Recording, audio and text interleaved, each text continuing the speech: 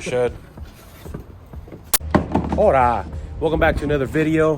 This one's gonna be an intake install. I actually went with 27. Is it 27 or 27? I think it's 27 one. Cause I keep seeing 27. I went with 27 and or 27. And I really wanted to go with this intake because, as you guys saw, where is it? Where's the snorkel again? Got a big old snorkel. So this is basically gonna go lined up right here like that on the side. So it's pretty much gonna be filtered all the way up to right here. Now with this one, you actually have to take out the undercarriage to the car. So we brought some jack stands, one right there, one right there. I got my jack at the house. Hopefully we can lift it up considering the car's lowered. I was really hoping, Hector, to do this before the springs got in. The springs beat you. The springs beat me by like a lot and I didn't want to wait anymore. So we're gonna attempt to do this.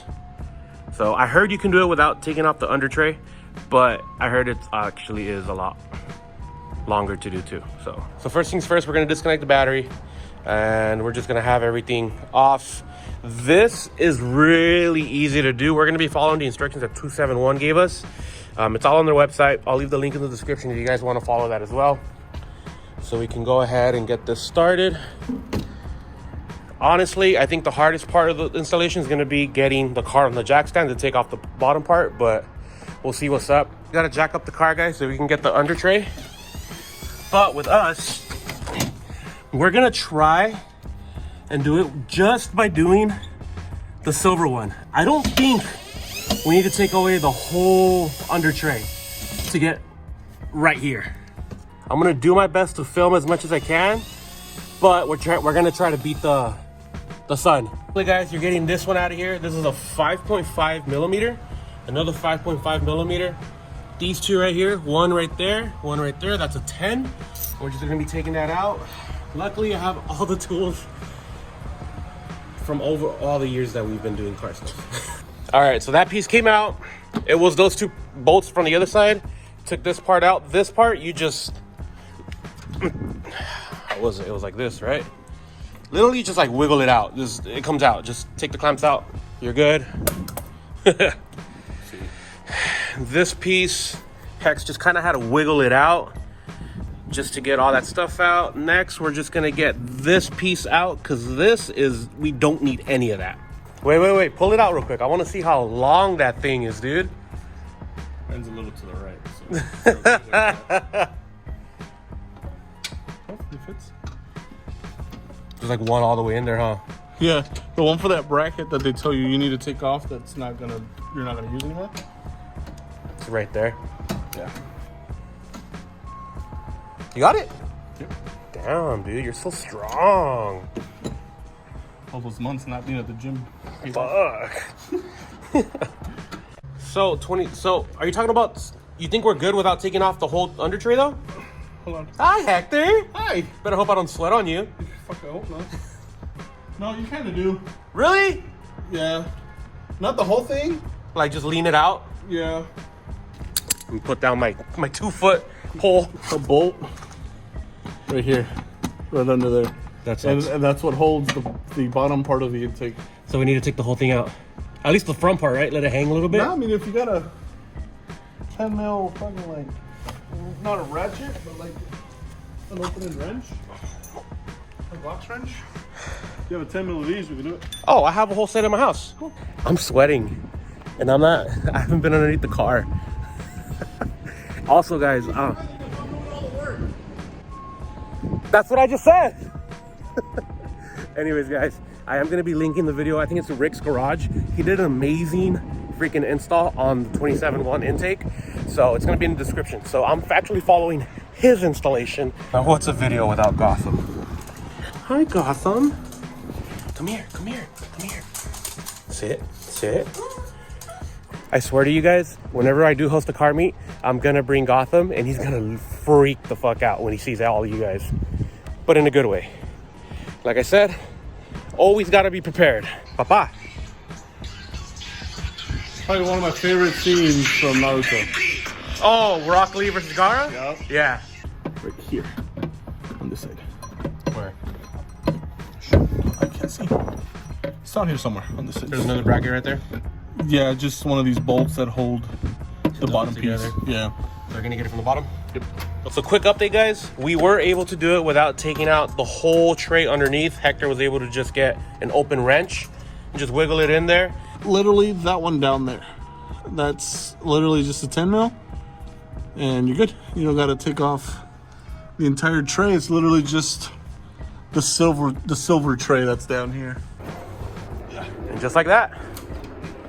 This is a weird, funky design that they had for an intake, dude. Like, when you really look at it, like... So, this one right here, guys, this bushing bracket, what you call this? It's a grommet? Grommet? Yeah, I think. This was going to be reused. So, it's on this piece right here. It sits like this, or like this. This piece right there. All right, Papa, so what are you doing? Installing the insulators. There's one that sits right underneath the ECU, Okay. and the other one goes right here. Where? Oh, I see Right it. there.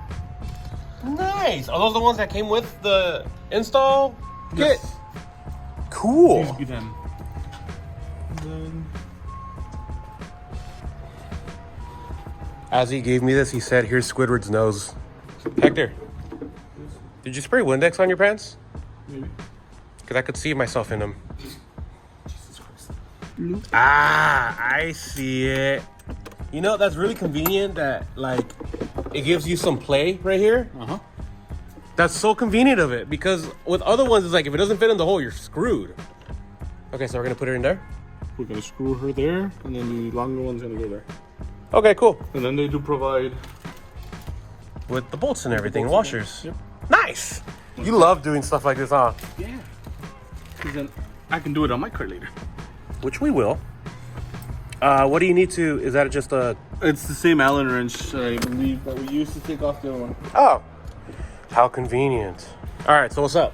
Cool. So, grommets or isolator grommets are here, on this factory bracket here. So those are the two that do come with the kit, and then this just drops in. You gotta make sure it fits in that hole. Because it lines up right here on the bottom. It'll line up at the bottom, You line up right here in and here. inside, and then and the last one right over there. yeah. Cool. Easy enough. And then you just put the bottom part on, and then you just put that part on, right? Yeah. That's pretty much it. That's the install, yeah. That's not bad. That's really simple. So we're just gonna go ahead and finish this part up, guys. Again, it's just gonna be this part right here. One inside right there. Where is it? Right there. Shine, go a little higher. There you go, right there. And then the last one all the way down right there. Yeah, just make it easy on. Okay, get Squidward's nose again. There's plenty of room right there, dude. You think so? Yeah. Then you just gotta like wiggle it. Who's gonna find it? Oh, 100 right there. Right there? Yeah. All right, here you go. So as you guys saw, we found it easier to take this out and put that bracket in first, because that bolt that's all the way in there, come on, that bolt right there, it kept falling as we were trying to like line it up. Wait, don't do it yet. You pretty much just have to like wiggle that in, Yeah. Wiggle. part out. Dude, that's all I see in these. That's all fucking you see forums. on the forums. It's so annoying. It's like somebody can't ask a question because it's like part up. Yeah, I don't mess with the 10th gen forums. They're actually more annoying than the 8th gen 8th gen forums. forums? Yeah, you just got to bend it around. So this has to go. You have to bend it underneath. Hold on, get a screwdriver. Or here you go. Oh, you got it, right? So it would go like that, but I still need to add You didn't add two the clutch. clamps. I was just checking the fitment. bro. Shut up. Of course it was. Yep. This is gonna have to be one whole piece. Oh, you're gonna take that out? Yeah. Okay, so we got that piece on, guys. This. The fuck? So this piece right here, this clamp, was really hard to get on. So we ended up just taking the whole clamp off entirely and putting this all. I probably should have filmed it, but everything was out, and we this was, takes 2 hands, bro. it really did take 2 pair of hands to get this on, because this clamp was being a pain. We ended up opening it, and then I pretty much held it down as Hector put it in the hole. Bust it open. And we just tightened it up. So just make some quick adjustments, guys. The whole sensor just didn't reach, so we ended up just moving this clockwise. So this is facing down a little bit more. Now it's gonna click and it's gonna fit, so we're chilling with that. And we adjusted that. We're just gonna tighten this one up again, put the battery on, and we're set.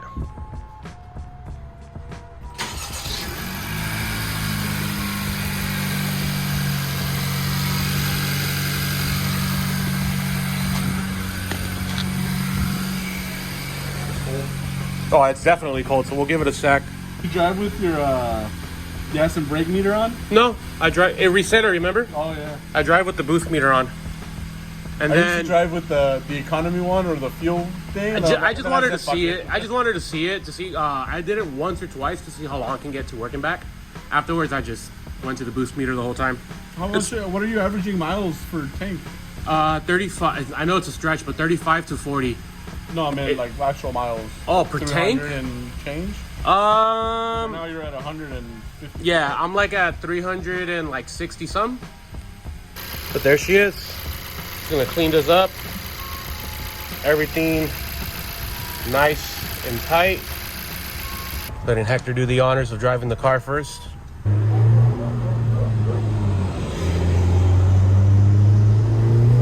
Oh, I hear it. Oh! Oh, I got a little wet. I wonder if you could hear it from heat. It's on this side though. Yeah. Sure. No. Well, you hear the hissing on this side. We hear the release over here. Yeah. I heard it nice over here.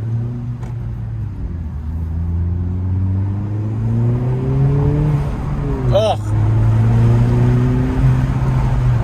Nice. Yeah, we're gonna have to do an outside comparison. An outside roller, yeah. And you know, actually, I would think since you went with the 2.7, I think I'll go with the PRL. The PRL. Just so we can do a comparison. You're gonna do the short ram or the cold air?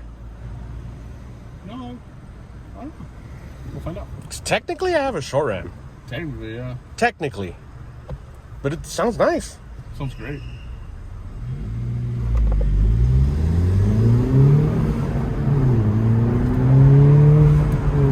You can definitely hear from the outside. We'll try to get another video on the outside, guys.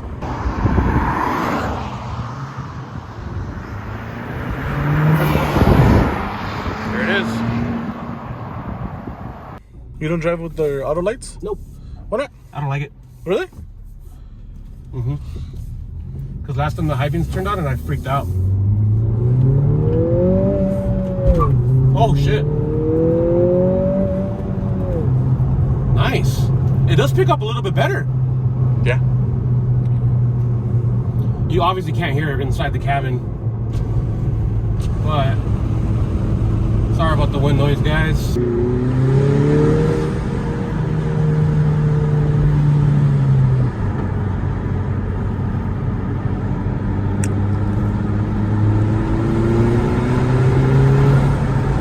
Oh, sounds nice. Guys, 271 intake. Hats off. Hats off. Finally got the turbo noise I wanted. 271 intake installed. I am very happy with the results. Hector, thank you so much. Again, I'm just a camera guy. Like you said, you're the face of the company. Look, man, I drafted you into this franchise, all right? So we're getting this done. So 271.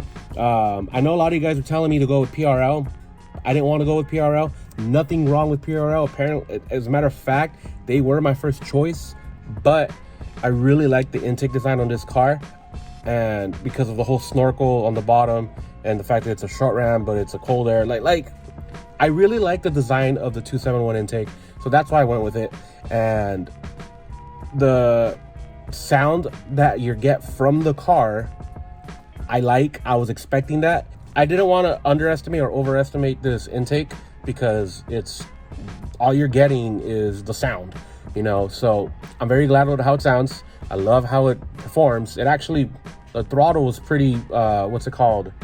The throttle response was actually pretty good. I really do like it. Yeah, so throttle response is a little better. So it's not like a huge gain, but think about it. That's the only real mod I've done to the car. I still need to get a charge pipe. I still need to get a better intercooler. I still need a down pipe. I still need a front pipe. I still need an exhaust, a Ktuner. Like the list goes on, you know. So anyways, guys, thank you for watching the video. Again, all the directions, all the instructions, and all the tools that are needed are going to be in the description, in the links. So check that out if you guys want to check out this 271 intake. And I'm probably going to be going with all 271. I don't know yet. We'll pretty much see how it is. So 271 turbo upgrade. Eventually, somebody did it. Yeah, Chris Slopes did it. Chris Slopes did it. Yeah, he did it. So if you guys don't even know who that is, what are you doing? He actually has a really nice 10th gen. So, but all right, guys, I'll see you guys in another video. If you guys are new to the channel, please subscribe so you can follow me and my 10th gen Hector and his 10th gen Victor and his FRS. So we'll go ahead and see you in another video. You guys have a good day. Peace.